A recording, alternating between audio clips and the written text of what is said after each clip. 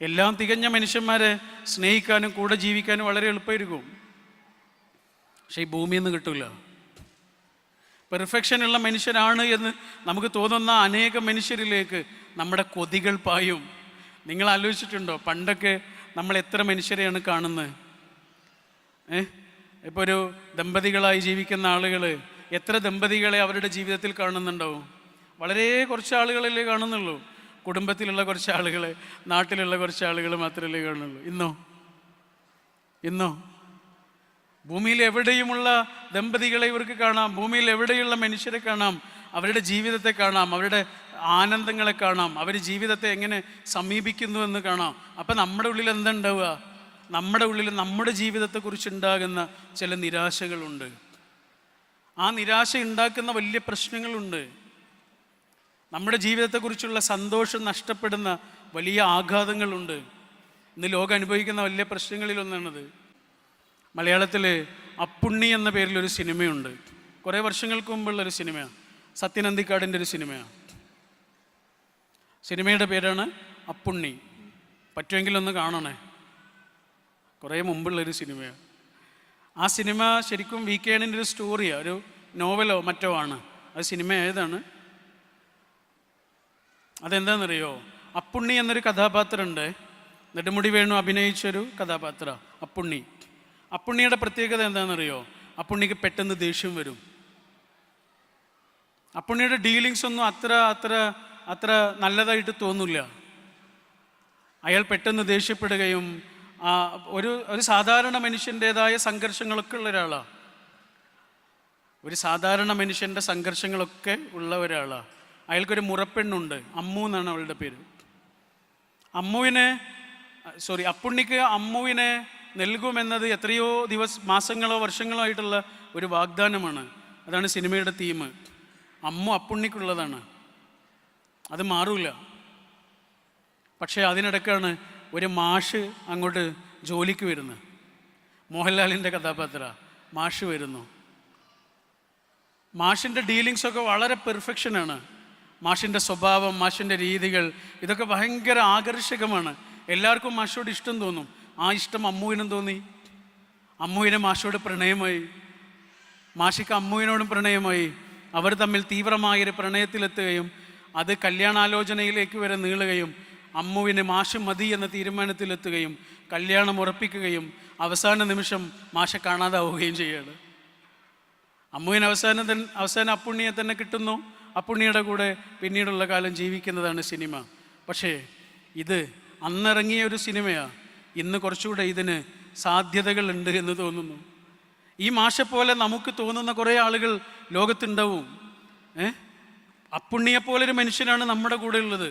അതാരാവട്ടെ, നമ്മുടെ സുഹൃത്താവട്ടെ, നമ്മുടെ മക്കളാവട്ടെ, നമ്മുടെ മാതാപിതാക്കളാവട്ടെ, നമ്മുടെ ഇണയാവട്ടെ, ആരാവട്ടെ, അവർ സാധാരണ മനുഷ്യൻ്റെ സംഘർഷങ്ങളുള്ള ഒരാളാണ്. എപ്പോഴും സ്നേഹത്തോടെ പെരുമാറാൻ കഴിയുന്ന ആളൊന്നുമല്ല. പല രീതിയിലുള്ള പ്രത്യേകതകളുള്ള ആളാണ്. ഓരോ ആളും സ്നേഹം പ്രകടിപ്പിക്കുന്ന ഓരോ രീതിയിലാണ്. ചില ആളുകൾക്ക് സ്നേഹം എന്ന് പറഞ്ഞാൽ കെയറിങ് ആണ്. കെയർ ചെയ്യേണ്ട സമയത്ത് അത് കെയർ ചെയ്തിരിക്കും. എല്ലായ്പ്പോഴും ഒരേ രീതിയിൽ ആകർഷകമായി പെരുമാറാനൊന്നും കഴിയണമെന്നില്ല. നമ്മുടെ കൂടെ ഉള്ളത് അപ്പുണ്ണിയാണ്. നമ്മുടെ കൂടെയുള്ള മനുഷ്യർ അപ്പുണ്ണിമാരാണ്. മാഷന്മാരെ നമ്മൾ കുറേ കാണും, സോഷ്യൽ മീഡിയയിൽ കാണും, ചുറ്റുവട്ടത്ത് കാണും. ഓരോരോ ആളുകളുടെ ഇടയിൽ നിന്ന് മാഷന്മാരെയൊക്കെ നമ്മൾ കണ്ടിരിക്കും. പക്ഷെ മാഷ് ഒരു സത്യമല്ല, ഇല്യൂഷനാണ്. അതൊരു യാഥാർത്ഥ്യമല്ല, അത് ഇല്യൂഷനാണ്. മാഷ് ഒരാളുടെ ജീവിതത്തിലേക്ക് വരുമ്പോൾ മാഷും അപ്പുണ്ണിയായിട്ട് മാറും. മാഷ് ഒരാളുടെ ജീവിതത്തിൽ വരുമ്പോൾ മാഷും അപ്പുണ്ണിയാണ്. നമ്മുടെ ജീവിതവുമായി ബന്ധപ്പെട്ട ഓരോ മനുഷ്യനും അപ്പുണ്ണിയാണ്. അവർ സ്വാഭാവിക മനുഷ്യരാണ്. സാധാരണ നമ്മളിങ്ങനെ പറയില്ലേ, നമ്മുടെ സുഹൃത്തുക്കളെ അതല്ലെങ്കിൽ കുടുംബക്കാരെയൊക്കെ തിരിച്ചറിയാനുള്ള വഴി എന്താണ്? അപ്പം നമ്മുടെ കയ്യിൽ നല്ല പൈസയും അംഗീകാരവും ഒക്കെ ഉണ്ടെങ്കിൽ എല്ലാവരും വരും. ഒരു കാലത്ത് നമ്മളെ ഉപേക്ഷിച്ചവരും നമ്മളെ തേടി വരും. പക്ഷെ സാധാരണ നമ്മൾ പറയും, നമ്മളിങ്ങനെ പൈസയൊന്നുമില്ലാതെ പരാജിതനായി നിൽക്കുന്ന സമയത്താണ് നമ്മുടെ കൂട്ടുകാരെയും കുടുംബക്കാരെയും ഒക്കെ നമുക്ക് മനസ്സിലാവുക. എനിക്കങ്ങനെയല്ല തോന്നുന്നത്. നമുക്ക് മനുഷ്യന്മാരെ അറിയാനുള്ള ഏറ്റവും നല്ല വഴി എന്താണെന്നറിയോ? നമ്മുടെ ജീവിതത്തിൽ ഒരു അബദ്ധം വന്നുപോയി, നമ്മളൊരു തെറ്റ് ചെയ്തു പോയി. ഒരുപക്ഷെ അബദ്ധമായിരിക്കാം, അല്ലെങ്കിൽ അറിഞ്ഞുകൊണ്ട് തന്നെ നമ്മളൊരു തെറ്റ് ചെയ്തു പോയി. മനുഷ്യരായ മനുഷ്യർ മുഴുവനും നമ്മളെ കുറ്റപ്പെടുത്തും, എല്ലാവരും നമ്മളെ കൈവിടും. അപ്പോഴും നമ്മളെ കൈവിടാതിരിക്കുന്നൊരു മനുഷ്യനുണ്ടോ? ആ മനുഷ്യനാണ് നമ്മുടെ മനുഷ്യൻ. നമ്മൾ ചെയ്ത തെറ്റിൻ്റെ കൂടെയല്ല, നമ്മുടെ കൂടെ. എൻ്റെ ഒരു സുഹൃത്തുണ്ട്, അവൻ 2 വർഷങ്ങൾക്ക് മുമ്പ് ആത്മഹത്യ ചെയ്ത ഒരാളാണ്. ആത്മഹത്യയിലൂടെ ജീവിതത്തിൽ നിന്ന് കടന്നു പോകേണ്ട ആളൊന്നും ആയിരുന്നില്ല അവൻ, അത്രയും മഹത്വമുള്ളൊരു മനുഷ്യനായിരുന്നു. പക്ഷെ അവൻ ആത്മഹത്യ ചെയ്തു. ആത്മഹത്യ ചെയ്യുന്നതിൻ്റെ തൊട്ട് മുമ്പ് അവൻ ഷൂട്ട് ചെയ്ത് വെച്ചൊരു വീഡിയോ ഉണ്ട്. അവന് പറയാനുള്ള കാര്യങ്ങളൊക്കെ ആ വീഡിയോയിലുണ്ട്. ആ വീഡിയോ എൻ്റെ ഫോണിൽ ഇപ്പോഴും ഉണ്ട്. ഞാൻ ആർക്കും കാണാത്ത വിധത്തിൽ സൂക്ഷിച്ചു വെച്ചിട്ടുണ്ട്. അതെന്തിനാണെന്നറിയോ? ചില കുഴികളിലേക്കൊന്നും വീണു പോകരുത് എന്ന താക്കീത് ആ വീഡിയോയിൽ അവൻ എനിക്കും പറഞ്ഞിരുന്നുണ്ട്. അതുകൊണ്ടാണ്, ചില കുഴികളിലേക്കൊന്നും വീണു പോകരുത് കേട്ടോ. ആ വീഡിയോയിൽ അവനിങ്ങനെ കുറേ കാര്യങ്ങൾ പറയുന്നുണ്ട്. കാരണം അവൻ്റെ അടുത്ത് ഒരബദ്ധം വന്നുപോയി, അല്ലെങ്കിൽ ഒരു തെറ്റ് വന്നുപോയി. അവനൊരു തെറ്റ് ചെയ്തു. എല്ലാവരും അവനെ കൈവിട്ടു. എല്ലാവരും അവനെ കൈവിട്ടതല്ല അവൻ്റെ പ്രശ്നം. അവൻ്റെ ഉമ്മി കൈവിട്ടു എന്നുള്ളതാണ് അവൻ്റെ പ്രശ്നം. അത് പറഞ്ഞപ്പോൾ മാത്രമാണ് അവൻ കരഞ്ഞു പോയത്. ഉമ്മി പോലും എന്നെ കൈവിട്ടു എന്ന് പറഞ്ഞിട്ടാണ് അവൻ കരഞ്ഞു പോണത്. ആ ഒറ്റ വേദനയുടെ ആഘാതം കൊണ്ടാണ് ആത്മഹത്യയെക്കുറിച്ച് അവൻ ചിന്തിക്കുകയും ഇവിടുന്ന് പോവുകയും ചെയ്തത്. ഇവിടെ കുറേ ആണുങ്ങൾ ഇരിക്കുന്നില്ലേ? ഇവിടെ ഇരിക്കുന്ന കുറേ ആണുങ്ങളില്ലേ? നിങ്ങൾ അവരോടൊക്കെ ചെന്നിട്ട് ഇപ്പോൾ വെറുതെ ഒന്ന് ചോദിച്ചു നോക്കൂ, നിങ്ങളുടെ ഇപ്പോഴത്തെ സങ്കടം എന്താണ്? ഇപ്പം അനുഭവിക്കുന്ന ഒരു പ്രതിസന്ധി ഉണ്ടാവും ഉള്ളിൽ, അതെന്താണ് എന്ന്. ഇപ്പം പരിഹരിക്കേണ്ട ഒരു പ്രശ്നം ഉണ്ടാവും ഉള്ളിൽ, അതെന്താണ് എന്ന് ചോദിച്ചു നോക്കൂ. മിക്കവാറും അത് അവരുടേതായിരിക്കുകയില്ല. ആ പ്രശ്നം അനിയത്തിയുടെ ഭർത്താവിൻ്റേതായിരിക്കും, അമ്മായിയുടെ കുട്ടിയുടേതായിരിക്കും, അളിയൻ്റേതായിരിക്കും, അനിയൻ്റേതായിരിക്കും, ജ്യേഷ്ഠൻ്റെ മോൻ്റെതോ മോളുടേതോ ആയിരിക്കും. ഇങ്ങനെ വേറെ ആർക്കൊക്കെയോ വേണ്ടി ഇങ്ങനെ സ്വയം ഉരുകുന്ന മനുഷ്യർക്ക് നമ്മൾ പറയുന്ന പേരാണത്. ശിഹാബുദ്ദീൻ പൊയ്ത്തുംകടവിൻ്റെ ഒരു സ്റ്റോറിയുണ്ട്. അതിൽ അദ്ദേഹം ഒരു അച്ഛനെ കുറിച്ച് പറയാ. അതിങ്ങനെ പറഞ്ഞ് അവസാനം പറയണത് എന്താണെന്നറിയോ? ഭൂമിയിലെ ഏറ്റവും അരക്ഷിതനായ മനുഷ്യനാണ് പുരുഷൻ. പുരുഷൻ എന്ന് പറഞ്ഞാൽ ഭൂമിയിലെ ഏറ്റവും അരക്ഷിതനായ മനുഷ്യനാണ്.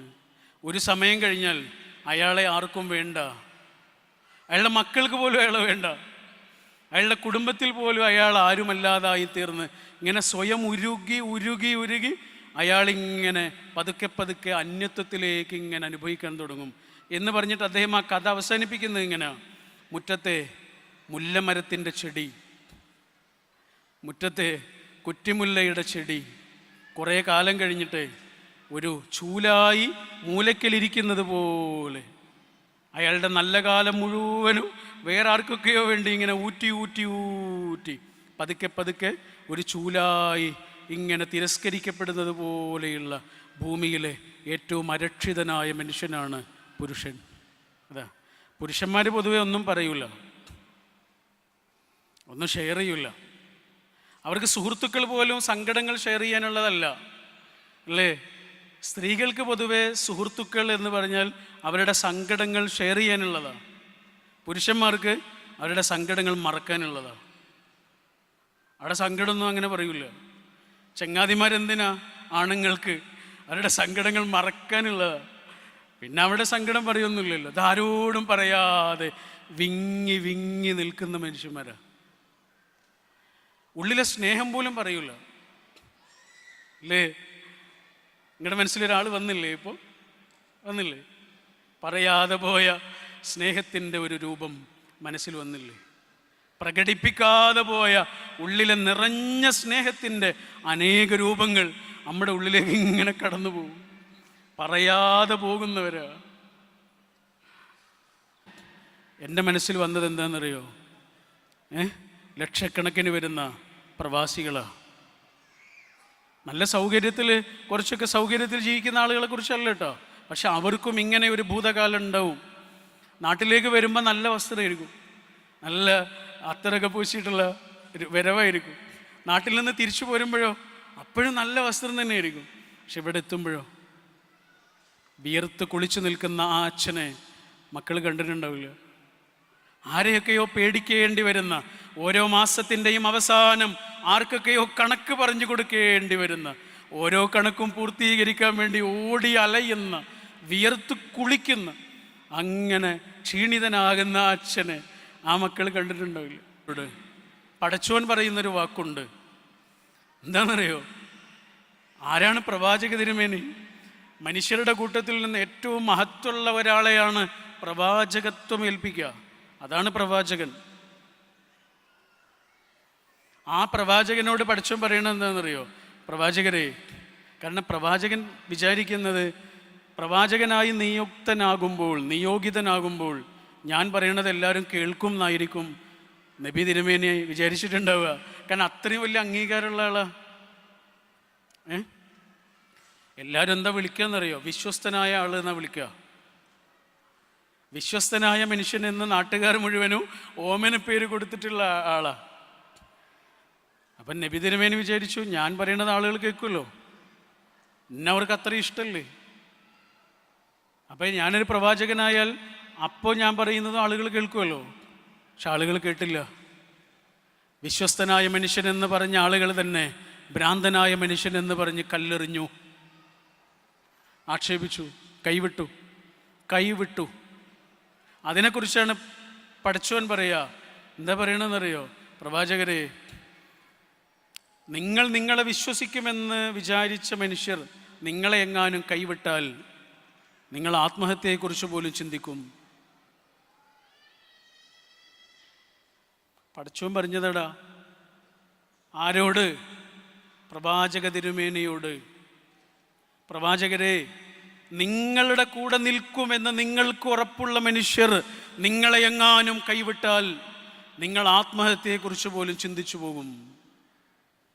ഫലഅല്ലക ബാഖിഉൻ നഫ്സക അലാ ആഥാരിഹിം ഇല്ലം യദ്ഉ ഫലഅല്ലക ബാഖിഉൻ നഫ്സക അലാ ആഥാരിഹിം എന്ന് പറഞ്ഞിട്ടാണ് സൂറത്തുൽ കഹ്ഫിലാണ്. നമുക്കൊരു തെറ്റ് വന്നുപോയി, എല്ലാവരും നമ്മളെ കൈവിട്ടു.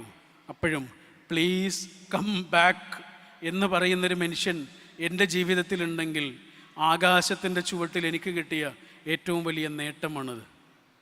പ്ലീസ് കം ബാക്ക്, തിരിച്ചു വരൂ. വലിയ വലിയ ക്രൈമൊക്കെ ചെയ്ത ആളുകളുടെ വീടുകളിലേക്ക് പത്രക്കാർ ചെല്ലുന്നത് കണ്ടില്ലേ?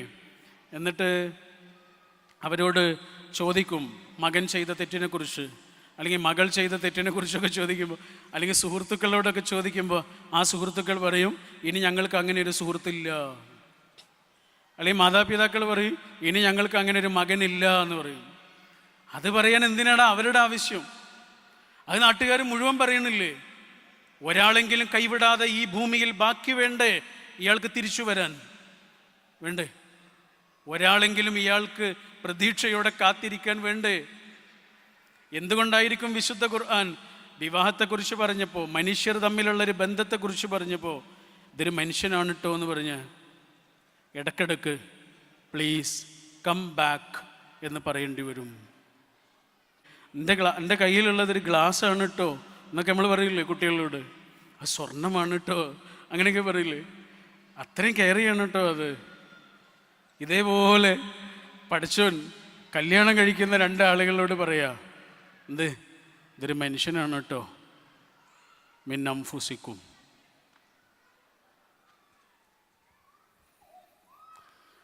ആകാശത്തിൽ നിന്ന് വന്ന മാലാഖയൊന്നും അല്ല കേട്ടോ ഇതൊരു മനുഷ്യനാണ്. മനുഷ്യൻ്റേതായ എന്തെല്ലാം സ്വാഭാവികതകളുണ്ടോ ആ സ്വാഭാവികതകളിലൂടെയൊക്കെ കടന്നു പോകേണ്ടി വരും കേട്ടോ. അതൊക്കെ കാണേണ്ടി വരും കേട്ടോ. അതൊക്കെ അറിയേണ്ടി വരും, അനുഭവിക്കേണ്ടി വരും. ഏതൊരു മനുഷ്യനും, നമ്മളീ കാണുന്ന മനുഷ്യനല്ലല്ലോ, അയാൾ രൂപപ്പെട്ട ഒരു കാലമുണ്ട്. അയാൾ പെരുമാറുന്ന രീതിക്ക് പോലും അയാളുടെ കുട്ടിക്കാലത്തെ അനുഭവങ്ങൾ പോലും കാരണമാണ്. അയാളുടെ ആധികൾ, പറ്റിപ്പിടിച്ചു നിൽക്കുന്ന പേടികൾ, വിട്ടുമാറാത്ത ആകുലതകൾ, അയാളുടെ സ്വഭാവ രീതികൾ, അയാളുടെ പെരുമാറ്റം. വളരെ കുറച്ച് ആളുകൾക്കൊക്കെ അതിൽ നിന്ന് പുറത്തു കടക്കാൻ കഴിഞ്ഞെന്ന് വരും. പക്ഷെ അധിക മനുഷ്യരും, നമ്മൾ കണ്ടുമുട്ടുന്ന അധിക മനുഷ്യരും അവരുടെ കുട്ടിക്കാലത്തിൻ്റെ പ്രൊഡക്റ്റുകളാണ്. ഞാൻ ഈ അടുത്ത് വായിച്ച പുസ്തകങ്ങളിൽ എന്നെ വിട്ടുമാറാത്തൊരു പുസ്തകമുണ്ട്. ഇപ്പം നിങ്ങൾ എന്നോട് ചോദിക്കുക, വായിച്ച പുസ്തകങ്ങളിൽ ഏറ്റവും ഇഷ്ടപ്പെട്ട പുസ്തകം ഏതാണെന്ന് ചോദിച്ചാൽ ഞാൻ ആ പുസ്തകമാണ് പറയുക. അങ്ങനെ ഒരു പുസ്തകം ജയമോഹൻ എന്ന ഒരു തമിഴ് എഴുത്തുകാരനാണ്, തമിഴിലും മലയാളത്തിലും എഴുതുന്ന ആളാണ്. അദ്ദേഹത്തിൻ്റെ ഒരു പുസ്തകമുണ്ട്. പറ്റുമെങ്കിൽ നിങ്ങൾ എവിടുന്നെങ്കിലും സംഘടിപ്പിച്ച് ആ പുസ്തകം വായിക്കണം. പുസ്തകത്തിൻ്റെ പേര് 100 സിംഹാസനങ്ങൾ എന്നാണ്. ആ പുസ്തകം വായിച്ചു കഴിയുമ്പോൾ ഉള്ളൊരു പ്രത്യേകത, നമുക്ക് മനുഷ്യരായ മനുഷ്യരോട് മുഴുവനും സ്നേഹം തോന്നും എന്നതാണ്. നമ്മൾ കണ്ടുമുട്ടുന്ന മനുഷ്യരുണ്ടല്ലോ, ആ മനുഷ്യനോട് നമുക്ക് അയാളെ വേദനിപ്പിക്കുന്ന രീതിയിൽ സംസാരിക്കാൻ തോന്നില്ല എന്നുള്ളതാണ് ആ പുസ്തകം വായിച്ചു കഴിഞ്ഞപ്പോൾ എൻ്റെ ഒരു ഫീൽ. അതാണ്. ഷൂസെ സിരമാവോ എന്നൊരു എഴുത്തുകാരനുണ്ട്, വളരെ പ്രസിദ്ധനായൊരു എഴുത്തുകാരനാണ്. അദ്ദേഹത്തിൻ്റെ ആത്മകഥ എഴുതുന്നത് 70 വയസ്സൊക്കെ കഴിയുന്ന ആ സമയത്ത്. ആ ആത്മകഥയിൽ അദ്ദേഹം ഒരു സംഭവം പറയുന്നുണ്ട്, 7ാമത്തെ വയസ്സിൽ നടന്ന ഒരു സംഭവം. അദ്ദേഹത്തിൻ്റെ ഏറ്റവും വലിയ ആഗ്രഹം ഒരു കുതിരപ്പുറത്ത് കയറണം എന്നായിരുന്നു. കുതിര സ്വന്തമായിട്ടുള്ള ഒരാളോട് ചെന്നിട്ട് അദ്ദേഹം ആഗ്രഹം പറഞ്ഞു. അയാൾ കുതിരപ്പുറത്ത് കയറാൻ സമ്മതിച്ചില്ല എന്ന് മാത്രമല്ല, കൂട്ടുകാരുടെ ഇടയിൽ വെച്ച് ആ കുട്ടിയെ അപമാനിച്ചു, അവൻ്റെ ഡിഗ്നിറ്റിയെ ബാധിക്കുന്ന രീതിയിൽ അപമാനിച്ചു. അതാണ്, കയറാൻ കഴിഞ്ഞില്ല. പക്ഷേ 71ാമത്തെ വയസ്സിൽ അദ്ദേഹം പറയുന്നത് എന്താണെന്നറിയോ? അദ്ദേഹം പറയാ, ഞാൻ ഒരിക്കലും കയറിയിട്ടില്ലാത്ത ആ കുതിരപ്പുറത്ത് നിന്ന് വീണതിൻ്റെ മുറിവ് എൻ്റെ ഉള്ളിൽ ഇപ്പോഴുമുണ്ട് ഉണങ്ങാതെ. അന്ന് കിട്ടിയ മുറിവേ ഇപ്പോഴും ഉണ്ട്. നമ്മുടെ മക്കൾക്ക് നമുക്ക് ചെയ്തു കൊടുക്കാവുന്ന ഏറ്റവും വലിയ കാര്യം എന്താണെന്നറിയോ? നമ്മുടെ കുഞ്ഞുങ്ങളില്ലേ, എത്ര റെസ്പെക്റ്റ്ഫുള്ളി അവർ വളർത്തപ്പെട്ടു എന്നുള്ളതാണ് ഒരു കുട്ടിയുടെ ജീവിതത്തെ ആകെയും നിശ്ചയിക്കുന്നത്. എത്ര ആദരവോടെ ഒരു കുഞ്ഞ് ആ കുഞ്ഞിൻ്റെ കുടുംബത്തിലും പ്രിയപ്പെട്ടവരുടെ ഇടയിലും ആ കുഞ്ഞ് വളർത്തപ്പെട്ടു എന്നുള്ളതാണ്. അതാണ് നേരത്തെ സർ ഇവിടെ പറഞ്ഞത്. ദുൽഖർ സൽമാൻ മലയാളത്തിലെ പ്രിയപ്പെട്ട അഭിനേതാവാണ്. അദ്ദേഹത്തിൻ്റെ വാപ്പയെക്കുറിച്ച് പറഞ്ഞൊരു വാക്കുണ്ട്. ഒരു ഇൻ്റർവ്യൂവിൽ വെറുതെ ഒഴുക്കിൽ അങ്ങോട്ട് പറഞ്ഞു പോയൊരു വാക്കാണ്. പക്ഷെ ആ വാക്കില്ലേ, വല്ലാത്തൊരു വാക്കാണ്. ദുൽഖർ സൽമാൻ്റെ വാപ്പ ആരാണെന്ന് നമുക്കൊക്കെ അറിയാലോ.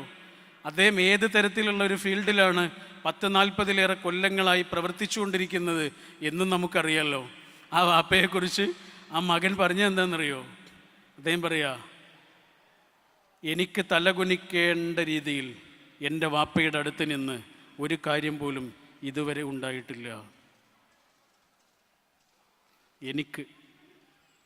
ഞാൻ അപമാനിതനാകും വിധം, എൻ്റെ കൂട്ടുകാരുടെ ഇടയിൽ ഞാൻ അപമാനിതനാകും വിധം, എൻ്റെ കുടുംബക്കാരുടെ ഇടയിൽ ഞാൻ അപമാനിതനാകും വിധം എൻ്റെ വാപ്പയിൽ നിന്ന് ഇതുവരെ ഒരു കാര്യവും എനിക്ക് അനുഭവിക്കേണ്ടി വന്നിട്ടില്ല. പത്മശ്രീയും നാഷണൽ അവാർഡുകളുമൊക്കെ കിട്ടിയതിനേക്കാളും മമ്മൂട്ടി എന്ന മനുഷ്യന് ഈ ലോകത്തിൽ നിന്ന് കിട്ടിയ ഏറ്റവും വലിയ അംഗീകാരമായിരിക്കും അത്.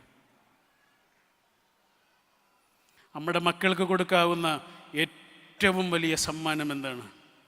ഒരു സംശയവുമില്ല, നല്ല ഓർമ്മകളാണ്. അതാ, ബൈബിളിലൊരു സ്റ്റോറിയുണ്ട്. ഒരു വലിയ രാജാവിനെക്കുറിച്ച് ഒരു പ്രവാചകൻ കാണുന്ന ഒരു ദർശനമാണ്. സ്റ്റോറി എന്ന് പറഞ്ഞുകൊണ്ട് ഒരു ദർശനമാണ്. അതെന്താണെന്നറിയോ? ആ രാജാവിൻ്റെ ശില്പം ഉണ്ടാക്കുക. ശില്പം ഉണ്ടാക്കുന്നത് എങ്ങനെയാണെന്നറിയോ? നല്ല കട്ടിയുള്ള ലോഹം കൊണ്ടാണ് നിർമ്മിക്കുന്നത്, ഇരുമ്പ് കൊണ്ടൊക്കെയാണ് നിർമ്മിക്കുന്നത്. ശരീരത്തിലെ എല്ലാ അവയവങ്ങളും ആ കട്ടിയുള്ള ഇരുമ്പ് കൊണ്ടാണ് നിർമ്മിക്കുന്നത്. ഓക്കെ, പക്ഷെ ഒരവയവം മാത്രം നിർമ്മിക്കുന്നത് ഇരുമ്പ് കൊണ്ടല്ല എന്ന് മാത്രമല്ല, ഏറ്റവും ദുർബലമായ കളിമണ്ണ് കൊണ്ടാണ് നിർമ്മിക്കുന്നത്. ഏതാണെന്നറിയോ? കാൽപാദം, ഫീറ്റ്. ശരിക്കും കാൽപാദമല്ല ഇരുമ്പുകൊണ്ട് ഉണ്ടാക്കേണ്ടത്, കാരണം ഇത്രയും ഭാരം ഈ കാൽപാദത്തിനാണ് താങ്ങേണ്ടത്. ഈ ഭാരം മുഴുവനും താങ്ങേണ്ടി വരുന്ന കാൽപാദം ഉണ്ടാക്കുന്നത് കളിമണ്ണ് കൊണ്ടും ബാക്കിയുള്ളതൊക്കെ ഉണ്ടാക്കുന്നത് ഇരുമ്പ് കൊണ്ടുവാ. എന്താണ് ആ ദർശനം? എത്ര ശക്തനായ മനുഷ്യനും, എത്ര വലിയ മനുഷ്യനും, എത്ര മഹാനായ മനുഷ്യനും, എത്ര പ്രസിദ്ധനായ മനുഷ്യനും, എത്ര ശക്തനായ മനുഷ്യനും കാൽപാദം കളിമണ്ണാണ്. ഒരു ചെറിയ പ്രലോഭനത്തിൽ വീണുപോകാൻ സാധിക്കുന്ന അത്രയും ദുർബലനാണ്. ചെറിയൊരു കല്ലിൽ തട്ടുമ്പോഴേക്ക് പൊടിഞ്ഞു പോകുന്ന അത്രയും ദുർബലമാണ് മനുഷ്യൻ്റെ കാൽപാദം. അതാ ഏത് സമയത്തും അബദ്ധങ്ങളിലേക്ക്, പ്രതിസന്ധികളിലേക്ക്, അതല്ലെങ്കിൽ പ്രലോഭനങ്ങളിലേക്ക്, വശീകരണങ്ങളിലേക്ക് വീണുപോകാൻ സാധിക്കുന്ന അത്രയും മനുഷ്യൻ ദുർബലനാണ് എന്നാണ്, ആ കാലടി കാൽപാദമാണ് എന്നതുകൊണ്ട് പറയണം. ബാലേട്ടൻ എന്ന സിനിമയിൽ അച്ഛൻ മരിച്ചതിൻ്റെ പിറ്റേന്ന് മകൻ പാടുന്നൊരു പാട്ടുണ്ട്. ആ വർഷത്തെ സംസ്ഥാന അവാർഡ് കിട്ടിയ പാട്ടാണ്. അച്ഛനെ കുറിച്ച് മകൻ പാടുന്ന പാട്ടാണ്. അതിലൊരു വരി എന്താണെന്നറിയോ? കുഞ്ഞിക്കാലടി ഓരടി തെറ്റുമ്പോൾ കൈ തന്ന് കൂടെ വന്നു. കുഞ്ഞിക്കാലടി മാത്രമല്ല തെറ്റുക, മുതിർന്നാലും കാലടികൾ തെറ്റും. അപ്പോൾ പ്ലീസ് കം ബാക്ക് എന്ന് പറയാൻ നിങ്ങൾക്കൊരു മനുഷ്യനുണ്ടോ എങ്കിൽ ആകാശത്തിൻ്റെ ചുവട്ടിൽ നിന്ന് കിട്ടിയ ഏറ്റവും വലിയ ഭാഗ്യമാണ്. മനുഷ്യൻ്റെ അവസ്ഥകളെ, ഓരോ സമയത്തും കടന്നു പോകുന്ന മനുഷ്യരുടെ മനസ്സിൻ്റെ അവസ്ഥകളെ, അവർ കടന്നു വന്ന അനുഭവങ്ങളുടെ ഓരോരോ രീതികളെ ഒക്കെ സ്വീകരിക്കുക എന്നുള്ളതാണ് ഒരു മനുഷ്യനെ സ്വീകരിക്കുക എന്ന് പറഞ്ഞാൽ. കുട്ടിക്കാലം മുതലൊരു മനുഷ്യൻ രൂപപ്പെട്ട അനേകം സാഹചര്യങ്ങളുണ്ട്. ഇന്ന് കടന്നു പോകുന്ന അനേക സാഹചര്യങ്ങളുണ്ട്. ആ സാഹചര്യങ്ങളിലൂടെയൊക്കെ കടന്നു പോകുന്ന മനുഷ്യൻ്റെ അവസ്ഥകളെ മനസ്സിലാക്കുക എന്നുള്ളതാണ് ഏറ്റവും പ്രധാനം. നമ്മൾ സാധാരണ യാത്രകളൊക്കെ കഴിഞ്ഞ് വരുമ്പോൾ വിളിക്കാറുള്ളൊരു ടാക്സി ആളുണ്ട്, ടാക്സി ഡ്രൈവറുണ്ട്. ഈ അടുത്ത് പരിചയപ്പെട്ടതാണ്. അപ്പോൾ കുറച്ച് മുമ്പ് ഒരു യാത്ര കഴിഞ്ഞ് വന്ന് അവനോട് വരാൻ പറഞ്ഞിരുന്നു. അവൻ വന്നിട്ടുണ്ട്. അപ്പോൾ ഞാൻ അവനെ മെസ്സേജ് അയച്ചു. അങ്ങനെ ഇംഗ്ലീഷിൽ, നമ്മൾ മലയാളത്തിലാക്കിയിട്ട് ഇംഗ്ലീഷ് എഴുതില്ലേ, അങ്ങനെ മെസ്സേജ് അയച്ചു. എത്തി എന്ന് പറഞ്ഞിട്ട്, ETHI, എത്തി. അവന് മെസ്സേജ് കണ്ടു, വായിച്ചു. അപ്പോൾ തിരിച്ചവൻ മെസ്സേജ് അയച്ചിട്ടുണ്ട്, ഓഡിയോ മെസ്സേജ് അയച്ചിട്ടുണ്ട്. ഇക്ക നിങ്ങൾ എത്തിയോ എന്ന് ചോദിച്ചിട്ട്. അപ്പം ഞാനല്ലേ അവനോട് എത്തിയെന്ന് പറഞ്ഞു. അപ്പം ഞാൻ അവന് ഓഡിയോ അയച്ചു, എത്തിയിട്ടുണ്ട് അനി, ഇവിടെ ഉണ്ട് എന്ന് പറഞ്ഞു. അനീഷ് എന്നാണ് അവൻ്റെ പേര്. അപ്പോൾ അവനിങ്ങനെ വന്ന് ഞങ്ങൾ യാത്ര തുടങ്ങുമ്പോൾ അവന് എന്നോട് പറയാ, എനിക്ക് ഇംഗ്ലീഷിൽ മെസ്സേജ് അയക്കരുത് കേട്ടോ, എനിക്ക് വായിക്കാൻ അറിയില്ല. അപ്പം ഞാൻ അവനോട് ചോദിച്ചു, പിന്നെ മലയാളം വായിക്കൂലേ? ആ മലയാളം കുറച്ചൊക്കെ വായിക്കും, പക്ഷെ എഴുതാൻ അറിയില്ല. അപ്പം സ്വാഭാവികമായും നമ്മുടെ മനസ്സിൽ എന്തുണ്ടാവുക? ഇവന് പഠിക്കേണ്ട കാലത്ത് പഠിച്ചിട്ടുണ്ടാവില്ല, സ്കൂളിൽ ശരിക്കും പോയിട്ടുണ്ടാവില്ല, ഇതൊക്കെയല്ലേ നമ്മൾ ചിന്തിക്കുക. ഇങ്ങനെ ചിന്തിക്കാനുള്ള സാധ്യത ഉണ്ട് എന്നുള്ളത് കൊണ്ട് അവൻ വേഗം ഒരു കാര്യം പറഞ്ഞു തന്നു. അപ്പം എനിക്ക് മനസ്സിലായി എന്താണ്. 2ാം ക്ലാസ്സിൽ പഠിക്കുന്ന സമയത്ത് അച്ഛൻ നഷ്ടപ്പെട്ടൊരു കുട്ടിയാണ്. സ്കൂളിലൊന്നും അവന് ശരിക്കും പോകാൻ പറ്റിയില്ല. ഒരു പാവം അമ്മയെയും ഒരു ചെറിയ വീടിനെയും താഴെയുള്ള 3 അനിയത്തിമാരെയും പഠിപ്പിച്ച്, അവരുടെ കല്യാണം കഴിപ്പിച്ച്, ചെറിയൊരു വീടൊക്കെ വെച്ച്, ഹോട്ടലിൽ ജോലി ചെയ്ത്, ജീപ്പിൽ ജോലി ചെയ്ത്, ലോറിയിൽ ജോലി ചെയ്ത്, ടാക്സി ഓടിച്ച്, സ്വന്തമായി എവിടെ നിന്നൊക്കെയോ പണം സ്വരൂപിച്ച് ചെറിയ കാറ് വാങ്ങി അത് ടാക്സിക്ക് ഓടിച്ചുകൊണ്ടിരിക്കുന്ന അന്തസ്സോടുകൂടി ജീവിക്കുന്ന ഒരു മനുഷ്യനാണ്. അവൻ ഇംഗ്ലീഷ് വായിച്ചില്ലെങ്കിൽ എന്താ കുഴപ്പം? എന്തിനവൻ ഇംഗ്ലീഷ്? അന്തസ്സായിട്ട് ജീവിക്കുന്നുണ്ടവൻ. അവൻ്റെ കഥ കേട്ടപ്പോൾ എൻ്റെ ഉള്ളിൽ അവനോടുണ്ടാകുന്നത് എന്തായിരിക്കും? ഈ റീസ്പെക്റ്റാണ്. കാരണം ഒന്നുകൂടെ എനിക്ക് മനസ്സിലായി അവനെ, കുറച്ചുകൂടെ ആഴത്തിൽ എനിക്ക് അവനെ മനസ്സിലായി. പക്ഷെ എല്ലാവരും ഒന്നും അവരുടെ കഥകൾ പറയൂല. പറയാതെ കേൾക്കാൻ കഴിയുന്ന അത്രയും നമ്മുടെ കൂടെയുള്ള ഏറ്റവും അടുത്ത് നിൽക്കുന്ന മനുഷ്യൻ്റെയെങ്കിലും അവരെയെങ്കിലും പറയാതെ കേൾക്കാൻ കഴിയുന്നത്ര ആ മനുഷ്യനോട് ചേർന്ന് നിൽക്കാൻ എനിക്ക് കഴിയണം, നിങ്ങൾക്കും കഴിയണം. എൻ്റെ ജീവിതത്തിൽ ഏറ്റവും ദുഃഖമനുഭവിച്ച 1-2 നിമിഷങ്ങളുണ്ട്. അതിലൊന്ന്, വാപ്പ മരണപ്പെട്ട് പിന്നെ വാപ്പയുടെ നമ്പർ ഒരാൾ വാട്സപ്പായിട്ട് ഉപയോഗിച്ചിട്ടുണ്ട്. അപ്പോൾ എനിക്ക് മനസ്സിലായി വാപ്പയുടെ നമ്പർ വേറൊരാൾക്ക് കിട്ടിയിട്ടുണ്ട്, കാരണം അത് കുറച്ച് കാലമായിട്ട് ഉപയോഗിക്കുന്നില്ലല്ലോ. അപ്പോൾ ഇനി ആ നമ്പർ ആവശ്യമില്ല. അങ്ങനെ ആ നമ്പർ ഇങ്ങനെ ഡിലീറ്റ് ചെയ്ത ഒരു നിമിഷമുണ്ട്. ഉപ്പ കോളിംഗ് എന്ന് പറഞ്ഞിട്ട് എത്രയോ സമയം അതിൽ നിന്ന് എന്നെ വിളിച്ചിട്ടുണ്ട്. ഇനി അങ്ങനെ ഒരു കോള് വരില്ല, ഡിലീറ്റ് ചെയ്ത് കളഞ്ഞൊരു നിമിഷം. അതുപോലെ ഉമ്മ ഇങ്ങനെ തീരെ വയ്യാതെ ICUയിൽ കിടക്കുമ്പോൾ ഡോക്ടർ അവസാനമായിട്ട് ഞങ്ങളോട് പറയുക, പുറത്തിരിക്കുന്ന ആളുകളോട് ആർക്കെങ്കിലും കാണാനുണ്ടെങ്കിൽ കയറിക്കോളൂ എന്ന് പറഞ്ഞു. അങ്ങനെ എല്ലാവരും കയറി. ഞാൻ അവസാനം കയറിക്കോളാം എന്ന് പറഞ്ഞു. അങ്ങനെ അവസാനം കയറിയിട്ട് ഉമ്മയുടെ കാലിൻ്റെ അടുത്ത് ഇങ്ങനെ ചെന്ന് നിന്നിട്ട് ഉമ്മയോട് മാപ്പ് ചോദിച്ച ഒരു സംഭവമുണ്ട്. ഉമ്മയോട് ഞാൻ കുട്ടിക്കാലത്ത് ചെയ്തൊരു തെറ്റുണ്ട്. ആ തെറ്റിന് മാപ്പ് ചോദിച്ചത് ICUവിലെ അവസാനത്തെ നിമിഷമാണ്. ഉമ്മ എന്നോട് പൊറുക്കണേ എന്ന് പറഞ്ഞു. പക്ഷെ എനിക്ക് മനസ്സിലായി അതൊക്കെ കേൾക്കാൻ കഴിയാത്ത അത്ര ദൂരേക്ക് ഉമ്മ പോയിട്ടുണ്ട്. ഒരു കാലത്ത് പറയേണ്ട കാര്യങ്ങൾ പറയാതെ പോയതിൽ, ചെയ്യേണ്ട കാര്യങ്ങൾ ചെയ്യാതെ പോയതിൽ. അതാ ബാലാമണി അമ്മയുടെ ഒരു കവിതയുണ്ട്, വല്ലാത്തൊരു വരിയ.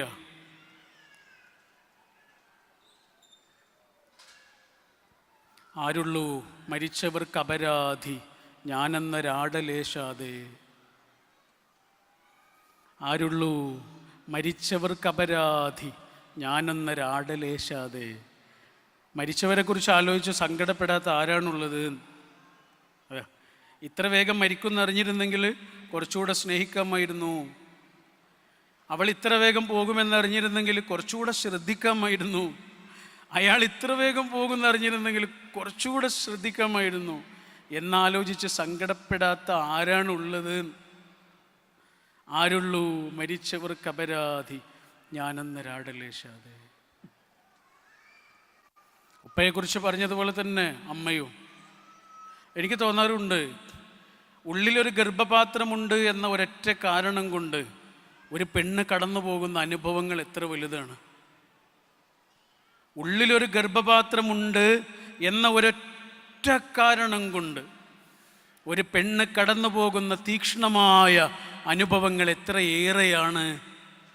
ഒരു 12 വയസ്സോ 13 വയസ്സോ മുതൽ മെനോപ്പസിൻ്റെ നിമിഷം വരെ അവൾ കടന്നു പോകുന്ന അനേകം അനുഭവങ്ങൾ, ഉള്ളിലെ തീക്ഷ്ണമായ സംഘർഷങ്ങൾ, സഹിക്കാനാവാത്ത സംഘർഷങ്ങൾ, മൂഡ് സ്വിങ്ങുകൾ, പെരുമാറ്റത്തിലോ സ്വഭാവത്തിലോ അവളുടെ ഓരോ ഡീലിങ്സിലും അവളിങ്ങനെ പ്രകടമാക്കുന്ന അനേകം കാര്യങ്ങൾ കുറച്ച് മാത്രം നമ്മൾ കാണുന്നു.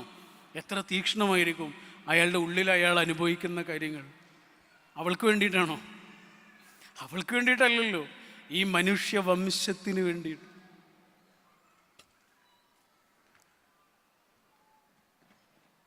മനുഷ്യവംശം നിലനിർത്താൻ വേണ്ടിയിട്ട് അവളുടെ ഉള്ളിൽ ഒരു ചെറിയ പാത്രമുണ്ട് എന്ന ഒരൊറ്റ കാരണം കൊണ്ട് അവൾ കടന്നു പോകുന്ന അനുഭവങ്ങൾ എത്ര തീക്ഷ്ണമാണെന്ന് ആലോചിച്ചു. എന്തിനാണ് പ്രിയപ്പെട്ട മനുഷ്യർ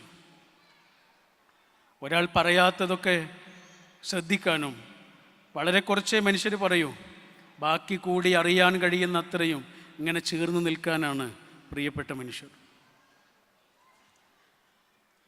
പെർഫെക്റ്റായ മനുഷ്യരെ നമുക്ക് ഈ ഭൂമിയിൽ നിന്ന് കിട്ടില്ല. അതാണ്, perfection is not a status, it is a process. പെർഫെക്ഷനെ തൊടാൻ കഴിയില്ല, തേടാനേ കഴിയൂ. അതാണ് പ്രത്യേകത. തൊട്ടടുത്തിരിക്കുന്ന ഒരാളില്ലേ, ഒരാളുണ്ടല്ലോ അല്ലേ? ഓക്കെ, പതുക്കെ ഒന്ന് കണ്ണടച്ചു പിടിക്കോ, മെല്ലെ മനസ്സിനെ ശാന്തമാക്കി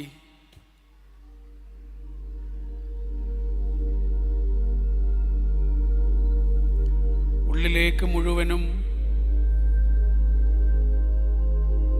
ഊർജം കിട്ടുന്നത് പോലെ ശാന്തമായി നിങ്ങളുടെ ശ്വാസത്തിലേക്കൊന്ന് ശ്രദ്ധിക്കുമോ?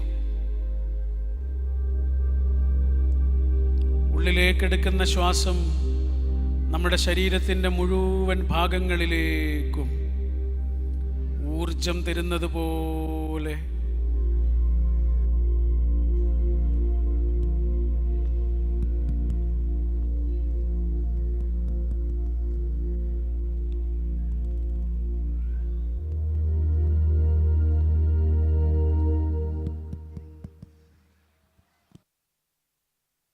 മൈക്കില്ല. Okay okay. കണ്ണടച്ച് ഉള്ളിലേക്കെടുക്കുന്ന ശ്വാസം വെറുതെ ഒരു ശ്വാസമല്ലാതെ ആസ്വദിച്ച് അതിൻ്റെ ഊർജം, എനർജി നമ്മുടെ ഉള്ളിലേക്ക് കിട്ടുന്നത് പോലെ, എന്നിട്ട് നമ്മുടെ ജീവിതത്തിലേക്ക് വന്ന ഏറ്റവും പ്രിയപ്പെട്ട മനുഷ്യരുടെ മുഖങ്ങൾ ഒന്ന് മനസ്സിൽ ഓർത്തെടുക്കൂ.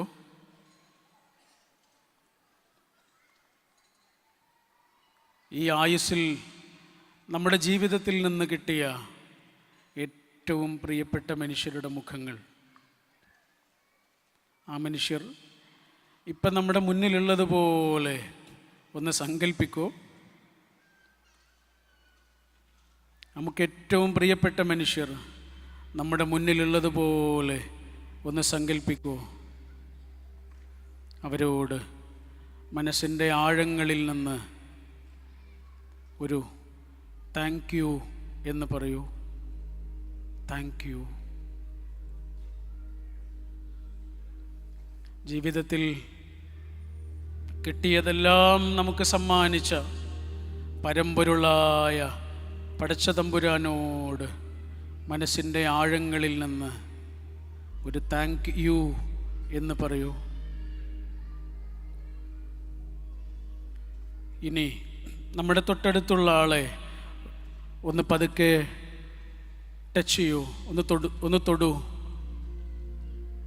കൈകൊണ്ട് മെല്ലെ ഒന്ന് തൊടൂ. ഈ അടുത്തിരിക്കുന്ന ആളില്ലേ, നമ്മുടെ ജീവിതത്തിലേക്ക് പ്രിയപ്പെട്ടവരായി വന്ന മുഴുവൻ മനുഷ്യരുടെയും ഒരു പ്രതിനിധിയായി ഈ ആളെ ഒന്ന് സങ്കല്പിക്കൂ. നമ്മുടെ ജീവിതത്തിലേക്ക് വന്ന ഏറ്റവും പ്രിയപ്പെട്ട മുഴുവൻ മനുഷ്യർക്കും വേണ്ടി നമ്മുടെ തൊട്ടടുത്തിരിക്കുന്ന ഒരാൾ, അയാളെ ഏറ്റവും സ്നേഹത്തോടെ ഒന്ന് തൊടൂ. ഈ ആളില്ലേ, ഈ ആൾ തെറ്റുകൾ വരുന്ന മനുഷ്യനാണ്. ഈ ആൾ പരാജയപ്പെട്ടു പോകാൻ സാധ്യതയുള്ള മനുഷ്യനാണ്. ഈ മനുഷ്യൻ അബദ്ധങ്ങളിലേക്ക് ചെന്നു വീഴാൻ സാധ്യതയുള്ള മനുഷ്യനാണ്. ഈ മനുഷ്യൻ വശീകരണങ്ങളിലും പ്രലോഭനങ്ങളിലും വീണുപോയി ജീവിതത്തിൻ്റെ അനിശ്ചിതത്വങ്ങളിലേക്ക് എത്തിപ്പോകാവുന്ന മനുഷ്യനാണ്. അത്രയേറെ അനിശ്ചിതത്വമുള്ളൊരു ജീവിതത്തിൽ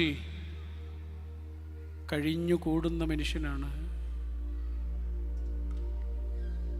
ഈ മനുഷ്യൻ നമ്മുടെ ജീവിതത്തിലേക്ക് വന്ന ഏറ്റവും പ്രിയപ്പെട്ട മുഴുവൻ മനുഷ്യരും അയാളുടെ ജീവിതത്തിൽ അബദ്ധങ്ങൾ വരുമ്പോഴും തെറ്റുകൾ പറ്റുമ്പോഴും മുഴുവൻ മനുഷ്യരും അയാളെ കൈവിടുമ്പോഴും അയാളുടെ കൂടെ ഞാനുണ്ടാകുമെന്ന് മനസ്സിൻ്റെ ആഴങ്ങളിൽ നിന്ന് ഒരു ദൃഢനിശ്ചയത്തോടെയുള്ള ഒരു വാക്ക് സ്വയം പറയൂ. ആ മനുഷ്യൻ്റെ കൂടെ ഞാനുണ്ടാവും. ആകാശത്തിൻ്റെ ചുവട്ടിൽ ആ മനുഷ്യൻ്റെ കൂടെ ഞാനുണ്ടാവും. ഞാനുണ്ടാവും. പ്ലീസ് കം ബാക്ക് എന്ന് പറയാൻ ഞാനുണ്ടാവും.